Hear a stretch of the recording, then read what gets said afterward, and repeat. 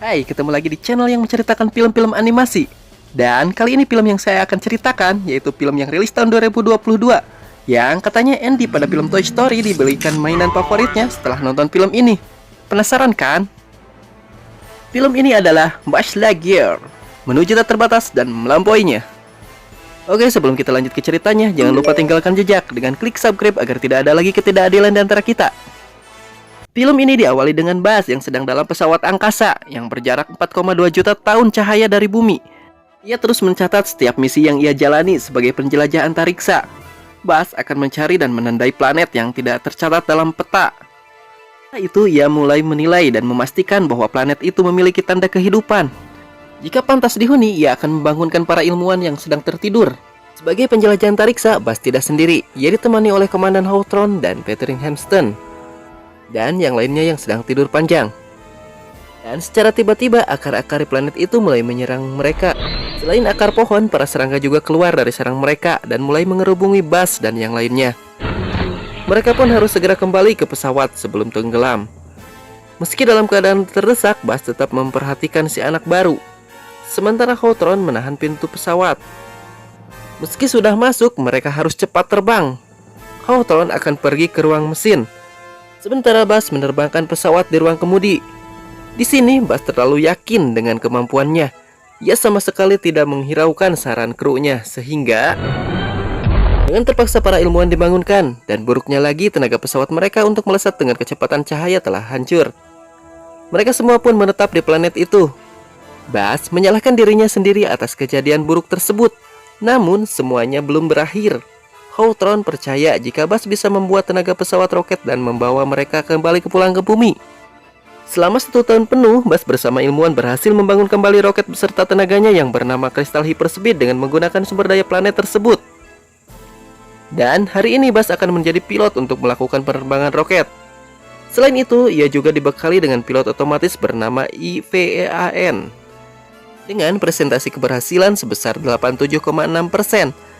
Buzz berani mengambil resiko menerbangkan pesawat menggunakan kristal hyperspeed buatan mereka. Nah, misi Buzz kali ini menguji kristal tersebut dengan terbang mengitari matahari lain, kemudian masuk ke dalam lubang cacing dan tiba di sekitaran bumi dalam waktu 4 menit 28 detik. Uji coba penerbangan berjalan dengan buruk. Akan tetapi Buzz berhasil mengendalikan keadaan sebelum keluar dari jalur. Buzz memanfaatkan peledakan bahan bakar untuk menggeser pesawat agar terpental kembali ke dalam jalur, hingga akhirnya berhasil dan kembali lagi masuk ke dalam planet. Buzz kembali disambut oleh Diaz. Namun ternyata semua keadaan sudah berubah. Perjalanan yang tadi dilalui oleh Buzz rupanya berjalan lebih lambat dari planet ini. Buzz lalui kira-kira ia hanya pergi 5 menit kurang, tapi ternyata Buzz sudah pergi selama 4 tahun 2 bulan 3 hari. Nah, hal yang seperti itu sudah lumrah terjadi di antariksa. Jadi semakin cepat Buzz terbang, maka perbandingan waktu pun menjadi jauh, di mana Buzz menjalani waktu dengan hitungan menit, sedangkan di permukaan berlangsung bertahun-tahun dan menyebabkan semakin jauh juga melangkah menuju ke masa depan. Buzz kembali menyalahkan dirinya. Ia beranggapan bahwa semua orang terjebak lebih lama di planet ini karena dia. Sampainya Buzz di kamar, ia mendapatkan sebuah hadiah dengan ucapan atas kepulangannya, yaitu sebuah robot kucing bernama Shock. Robot yang diciptakan untuk mengatasi transisi emosional milik Buzz setelah pulang dari perjalanan misi. Sayangnya Buzz sangat tidak tertarik dengan hal-hal otomatis seperti itu. Lalu kesalahan awal Buzz sebagai juru kemudi juga terbawa sampai ke dalam mimpi. Namun keesokan paginya ia terbangun dengan motivasi dan berencana untuk mengulang kembali misi perjalanannya menggunakan kristal hyperspeed. Sebelum pergi, ia meminta Shock untuk memecahkan masalah pada bahan bakar kristal yang belum sempurna. Meski Hawthorne melarang Buzz untuk melakukan misi itu, juga memberitahunya kalau banyak orang yang sudah tidak terlalu peduli dengan bumi lagi. Buzz tidak pernah menyerah untuk memperbaiki kesalahannya. Puluhan tahun ia melewati waktu meninggalkan Hawthorne dan keluarganya demi menyukseskan misinya sendiri. Setelah beberapa kali terbang, kini kedatangan Buzz disambut berita duka melalui pesan terakhir yang ditinggalkan oleh Hawthorne. Kini status Hawthorne sebagai komandan digantikan oleh orang lain bernama Carbon Shade. Ia juga menjadikan misi Buzz tadi sebagai misi terakhir. Dia bilang kalau semua orang memutuskan untuk tinggal di planet ini, menciptakan pelindung laser agar terhindar dari akar-akar hidup dan para serangga raksasa. Mereka semua merasa aman dengan laser itu dan sama sekali tidak menginginkan kembali ke bumi. Sekembalinya Bas di kamar, ia mendapati Shock yang berhasil memecahkan masalah bahan bakar kristal setelah puluhan tahun. Tepatnya 62 tahun 7 bulan 5 hari. Shock baru berhasil menemukan kombinasi yang sempurna. Tapi untuk memeriksanya, Bas harus kembali ke misi penerbangan hyperspeed. Namun di saat itu juga datang petugas yang akan menyita Shock. Tidak mau kehilangan kucing dan kesempatan untuk mengetes formula baru, Bas membelok dan pergi menuju ruangan penerbangan. Kemudian mengambil cairan sesuai dengan rumus yang telah dipecahkan oleh Shock. Sialnya, beberapa penjaga datang memeriksa ruangan tersebut dan membuat mesin rumus rusak. Bersama Shock tetap memaksa masuk ke dalam roket untuk menjalani misi hyperspeednya, dan tidak ada yang bisa menahan atau menangkap mereka. Bas berhasil mendapatkan hyperspeed sebesar 100% dengan sempurna. Hal itu juga membuat roketnya tidak bisa berhenti di bandara. Kembalinya Bas di planet, ia mendapatkan kenyataan buruk lain. Para robot mengincar dirinya. Beruntung cucu dari Hawtron menyelamatkan Bas dan Shock. Misi yang tadi mereka lakukan ternyata berlangsung selama 22 tahun 19 minggu 4 hari. Dan saat ini kota sudah diserang oleh para robot yang dipimpin oleh Joe. Dari dalam hutan, Izzy mengajak Bas pergi ke tempat persembunyiannya bersama yang lain. Bas pun memiliki rencana untuk keluar dari planet itu. Bas harus bisa memasukkan kristal yang ia bawa ke dalam pesawat utama yang berada di bandara pangkalan. Untuk itu mereka harus bersatu mengalahkan Zug bersama para robotnya. Hal pertama yang mereka lakukan adalah menghancurkan pesawat induk Zug, karena pesawat itu memberikan energi kepada robot-robotnya. Saat rencana akan dijalankan, sebuah robot datang ke markas mereka dan menangkap Bas. Izzy bersama yang lain pun melakukan penyelamatan menggunakan senjata seadanya. Mengetahui salah satu robot miliknya nonaktif, Zug pun memutuskan turun tangan sendiri. Sementara itu bersama Bas dan yang lainnya berkendara menuju pesawat lain yang berada di gudang terbengkalai. Yang itu terletak jauh dari tempat mereka saat ini. Di perjalanan, Izzy mengenalkan kedua temannya yang bernama Derby dan juga Mo. Sampainya di sana, lagi-lagi Bas tidak ingin dibantu oleh siapapun dalam menjalankan misinya. Pesawat mereka pun telah dihuni oleh ekosistem dan organisme sektoid dan telur-telur serangga yang ada di awal film. Dan sebelum menjalankan misi, Bas mengenalkan kembali pakaian Space Ranger-nya dahulu. Kebisingan dari Izzy bersama yang lain membuat para serangga keluar dari sarangnya. Oleh sebab itu pun, Bas memberikan mereka pakaian Space Ranger lain untuk keluar dari sana.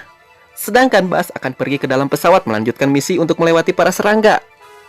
Kostum Space Ranger memiliki banyak fungsi dan salah satunya adalah mode siluman.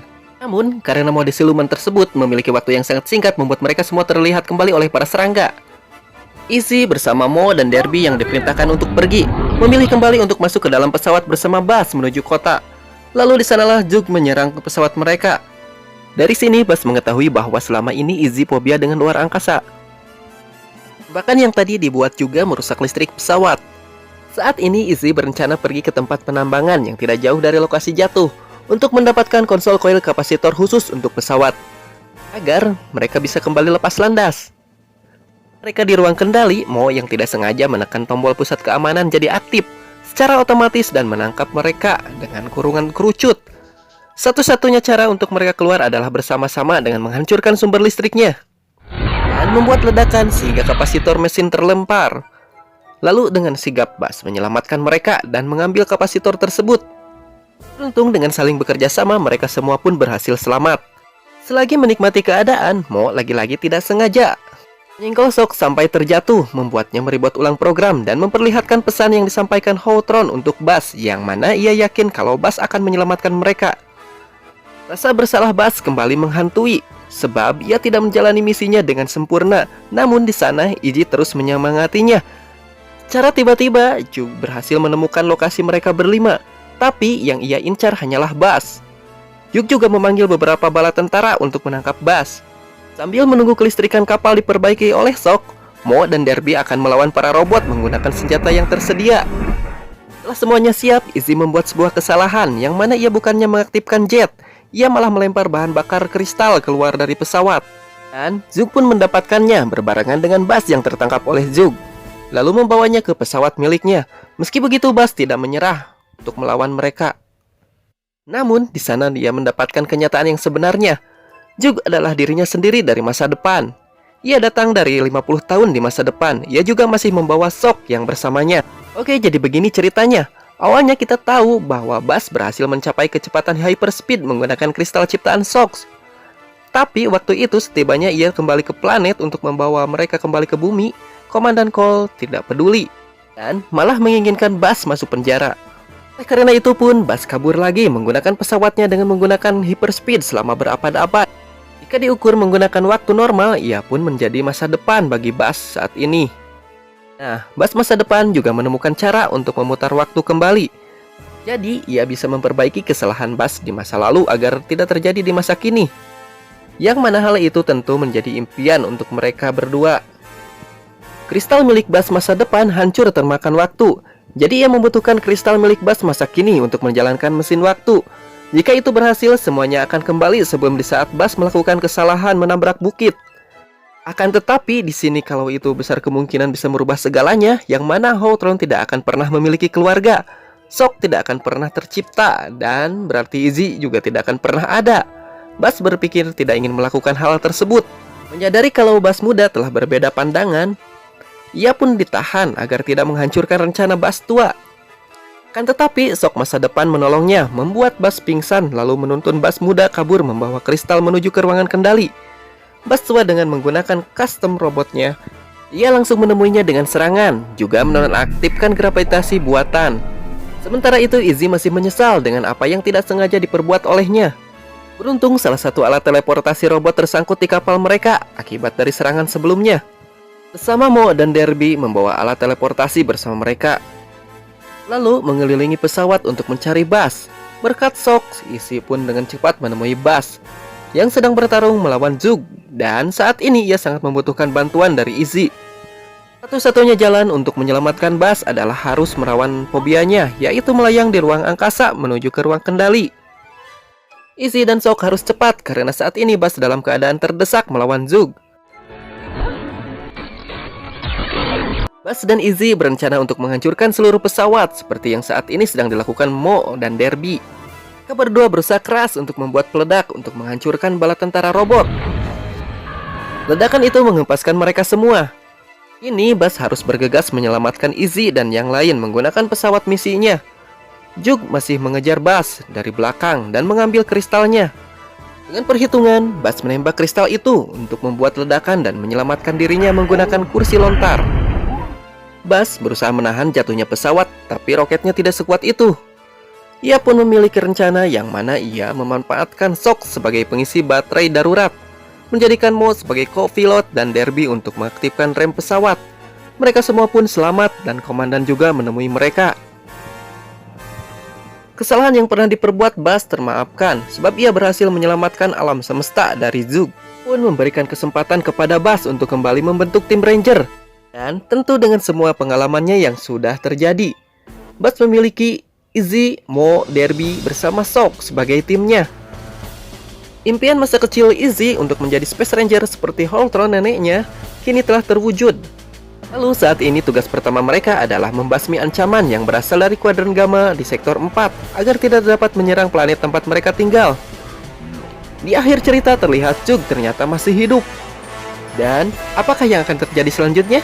Dan film pun berakhir. Sungguh akhir yang bikin penasaran.